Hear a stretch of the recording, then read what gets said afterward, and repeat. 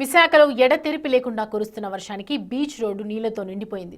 Under ground డ్రైనేజీలు పొంగి పొర్లుతుండటంతో beach road మొత్తం నీటితో మునిగిపోయింది. బీచ్ రోడ్లో రాకపోకలు జరగకుండా పోలీసులు వాహనదారులను ఒక పక్క ఆపుతుంటే మరోపక్క జీవీఎంసీ సిబ్బంది వాటర్ను క్లియర్ చేయడానికి శ్రమిస్తున్నారు.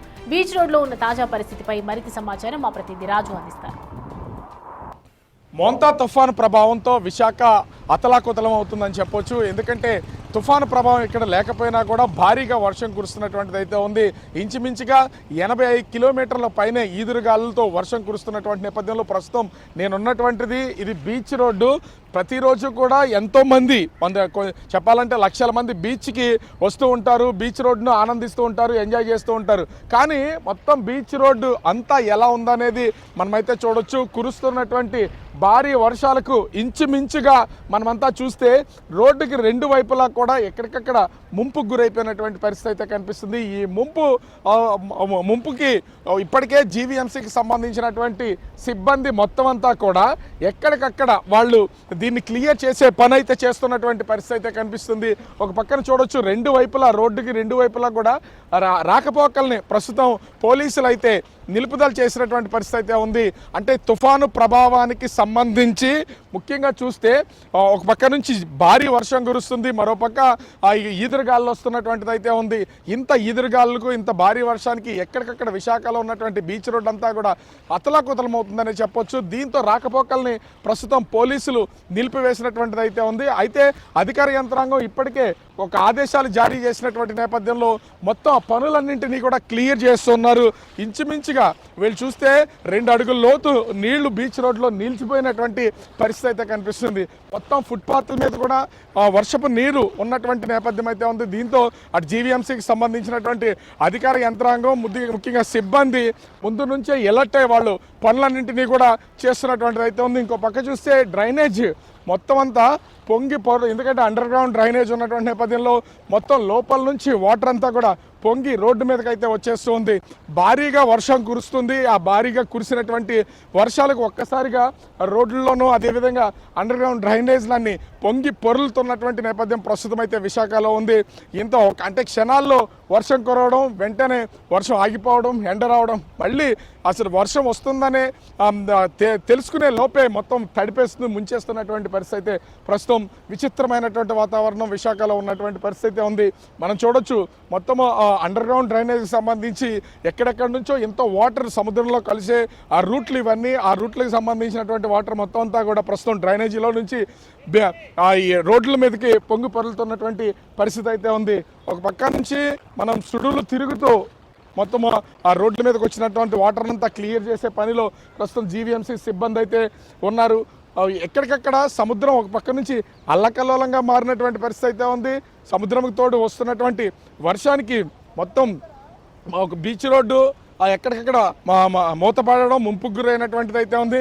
ఇంకో పక్క చూస్తే సముద్రం అంతా కూడా చూస్తే అల్లకల్లోలంగా మారి ఎక్కడికక్కడ అంటే ఆ స్థాయి అలజడి అంటే ఒక విధంగా చెప్పాలంటే వాతావరణ శాఖ అధికారులు ముందు నుంచి చెప్తున్న దాని ప్రకారం కూడా చూసిన సముద్రం అల్లకల్లోలంగా ఉంటుంది. దాదాపుగా 65 నుంచి 85 కిలోమీటర్లు తీరం దాటే కొద్దీ దాదాపుగా 110 కిలోమీటర్ల వేగంతో సముద్రం అల్లకల్లోలంగా మారుద్దని చెప్తూనే హెచ్చరికలు జారీ చేస్తున్నారు. ప్రస్తుతం అది కనిపిస్తున్నటువంటి పరిస్థితి ఉంది. ఎక్కడికక్కడ క్షణాల్లో వర్షం కురవడం, క్షణాల్లో వాతావరణం మారిపోవడం, క్షణాల్లో ఎండ రావడం, ఈ భీకరమైనటువంటి వాతావరణం గాలి అయితే ప్రస్తుతం విశాఖలో వీస్తున్నటువంటి పరిస్థితి అయితే ఉంది. ఎక్కడికక్కడ ఈ వర్షపు ముంపు ఒక విధంగా చెప్పాలంటే విశాఖ వాసుల్ని భయభ్రాంతులకు గురి చేస్తుందనే చెప్పొచ్చు. అదేవిధంగా పొంగి పొరులుతున్నటువంటి డ్రైనేజీ ఆ వ్యవస్థనంతా క్లియర్ చేస్తున్నటువంటి సిబ్బందిని చూస్తేనే అర్థం చేసుకోవచ్చు. ఓవరాల్గా చూస్తే మొంతా తుఫాను ఎఫెక్టు అటు తీరం దాటే దిశ వేరైనా కూడా వర్షము దాని ప్రభావము విశాఖలో ఎక్కువగా ఉందని చెప్పుకోవచ్చు. కెమెరామెన్ అజయ్తో రాజు, బిగ్ టీవీ, విశాఖపట్నం. ప్రకాశం జిల్లాలో వర్షాలకు సంబంధించి అప్డేట్స్ మా ప్రతినిధి శ్రీనివాస్ అందిస్తారు. సౌమ్య, ప్రకాశం జిల్లాలో మోంతా తుఫాను ప్రభావం భారీగా ఉన్నట్లు తెలుస్తుంది. నిన్న మధ్యాహ్నం నుంచి కూడా చిరుజల్లులతో ప్రారంభమైన వర్షం నాన్ స్టాప్ గా కురుస్తూనే ఉండటంతో ఇప్పటికే లోతట్టు ప్రాంతాలన్నింటినీ కూడా ప్రజలు అలర్ట్ చేయడం జరిగింది. అటు కొత్తపట్నం, నాగులపురపాడు, సింగరాయకొండ, టంగుటూరు మండలాల తీర ప్రాంత మండలాల పరిధిలోని 30 గ్రామాల ప్రజలను ఇప్పటికే సురక్షిత ప్రాంతాలకు తరలించి వారికి నివాసం యోగ్యమైనటువంటి గృహాల్లో కూడా ఏర్పాటు చేయడం జరిగింది. మరోవైపు తుఫాను ప్రత్యేక అధికారి కోనా సిద్ధర్తో పాటుగా జిల్లా కలెక్టర్ కూడా ఇప్పటికే అధికారులతోటి పలు సమావేశాలను ఏర్పాటు చేయడం జరిగింది. అదేవిధంగా అధికారులను 24/7 అందుబాటులో ఉండాలని కూడా ఆదేశాలను జారీ చేయడం జరిగింది. ప్రధానంగా లోతట్టు ప్రాంతాల్లో ఉండేటువంటి ప్రజలను ఇప్పటికే సురక్షిత ప్రాంతాలకు కూడా తరలించడం జరిగింది. అటు పాఠశాలలకు కళాశాలలకు మరో 2 రోజుల పాటు సెలవులు పొడిగించిన నేపథ్యంలో ఆ పాఠశాలలు కళాశాల భవనాలను కూడా ఈ తుఫాను లోతట్టు ప్రాంత ప్రజల కోసం ఆస్తి కల్పించేందుకు కూడా వాటిని ఉపయోగించుకుంటున్న పరిస్థితి ఉంది. అదేవిధంగా నాన్ స్టాప్ గా వర్షం పడుతూ ఉండటం గత వారం రోజుల క్రిందటి వరకు కూడా అల్పపీడన ద్రోణితో ప్రకాశం జిల్లాలో భారీ వర్షాలు పడి ఉన్న నేపథ్యంలో చెరువులు కూడా మొత్తం నిండిపోయి నిండుకుండల్లాగా ఉన్నాయి. ఈ చెరువులు కూడా ఏ క్షణమైనా తెగచ్చు లేదా ఇంకా వర్షం పెద్దదయ్యే పనైతే తీవ్ర ప్రభావం ఉంటుందనేటువంటి నేపథ్యంలో ప్రత్యేకమైనటువంటి అధికారులు ఒక్కొక్క చెరువుకు ఒక్కొక్క అధికారిని కూడా కేటాయించి అక్కడ రెవెన్యూ పోలీస్ అధికారులతో ప్రత్యేకమైనటువంటి నిఘాలు కూడా ఏర్పాటు చేశారు. అదేవిధంగా వాగులు వంకలు గుండ్లకమ్మ వంటివి పొంగి పొరుగుతున్న నేపథ్యంలో అక్కడ అటు రెవెన్యూ ఇటు పోలీస్ యంత్రాంగాన్ని కూడా అప్రమత్తం చేయడం జరిగింది.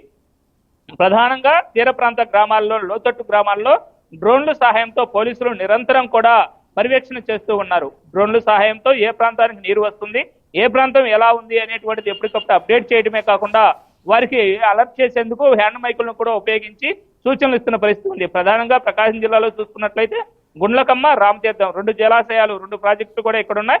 ఇప్పటికే వర్షపు నీటితోటి ఈ 2 ప్రాజెక్టులు కూడా నిండుకుండలా ఉండటంతో ఇప్పటికీ గుండ్లకమ్మ ప్రాజెక్టుకు సంబంధించి 4 గేట్లను కూడా ఓపెన్ చేసి నీటిని కూడా కిందకు విడుదల చేయడం జరిగింది. ఓవైపు సాగర్ కెనాల్ నుంచి నీరు రావడం, అదేవిధంగా ఈ ప్రాజెక్టుల నుంచి నీటిని విడుదల చేయడంతో ఈ నీరు మొత్తం కూడా లోతట్టు వాగులు వంకలు పొంగి పొర్లి ఏ క్షణమైనా సరే ముంపు గురి అయ్యేటువంటి ప్రమాదం ఉంది అనేటువంటి నేపథ్యంలో జిల్లా యంత్రాంగం మొత్తం కూడా పూర్తి స్థాయిలో అప్రమత్తమై ప్రత్యేకమైనటువంటి చర్యలను కూడా చేపట్టింది. అయితే తుఫానుకి 2 రోజుల ముందు నుంచి కూడా అనేక చర్యలు చేపట్టి ఉన్న నేపథ్యంలో ఇప్పటికైతే ఎటువంటి అవాంతరాలు లేకుండా ఎంత పెద్ద వర్షం వచ్చినా కూడా సురక్షిత ప్రాంతాలకు తరలించి చర్యలు తీసుకునేందుకు అవసరమైనటువంటి అన్ని రకాల చర్యలను కూడా అటు జిల్లా కలెక్టర్ రాజాబాబు తుఫాను ప్రత్యేక అధికారి కోనా సిద్ధర్తో కలిసి ఏర్పాట్లు చేయడం జరిగింది. ఇటు పోలీసు యంత్రాంగం కూడా పూర్తి స్థాయిలో సన్నద్ధమై తుఫాను ఎదుర్కొనేందుకు అవసరమైనటువంటి అన్ని రకాల ఏర్పాట్లను కూడా చేసినట్లు ఇప్పటికే జిల్లా ఎస్పీ హర్షవర్ధన్ రాజు కూడా ప్రకటించి ఉన్నాడు. అటు తీర ప్రాంత గ్రామాల్లో నిరంతరం ప్రత్యేక గస్తీని ఏర్పాటు చేయడం జరిగింది. అదేవిధంగా ఎస్డీఆర్ఎఫ్ బృందాలను కూడా దించి లోతట్టు ప్రాంతాల వద్ద పహారా ఏర్పాటు కూడా చేయడం జరిగింది. Soumya. Right Srinivas, thanks for updates. Right, Montha తుఫాన్ ఎఫెక్ట్తో ఒకవైపు మనం చూస్తున్నాము కాకినాడ దూరంగా ఒకవైపు ముంచుకొస్తున్నటువంటి తుఫాన్ కనిపిస్తోంది. గడిచిన 6 గంటల్లో గంటకు 17 కిలోమీటర్ల వేగంతో కదిలినటువంటి మొంతా తుఫాన్ ఇటు తుఫాను వేగంతో ఏపీ తీరం ప్రాంతాలన్నీ కూడా అల్లకల్లోలమైపోతున్నాయని చెప్పొచ్చు. మొత్తానికి ఏపీలో పలు జిల్లాలకు రెడ్ అలర్ట్ జారీ చేయడం జరిగింది. రాత్రి నుంచి ఒకవైపు జిల్లాలో వర్షాలు కురుస్తున్నాయి. రేపు కోస్తా జిల్లాల్లో కూడా అతి భారీ వర్షాలు కురిసే అవకాశాలు ఉన్నాయని చెప్పి ఒకవైపు చెప్తున్నారు. తీరం వెంబడి గంటకు 90 నుంచి 110 కిలోమీటర్ల వేగంతో బలమైనటువంటి ఈదురు గాలులు వీచే అవకాశాలున్నాయి. అండ్ శ్రీకాకుళం, విజయనగరం, విశాఖ, అనకాపల్లి జిల్లాలో ముఖ్యంగా జాగ్రత్తగా ఉండాలని చెప్పి ఒకవైపు అధికారులు చెప్తున్నారు.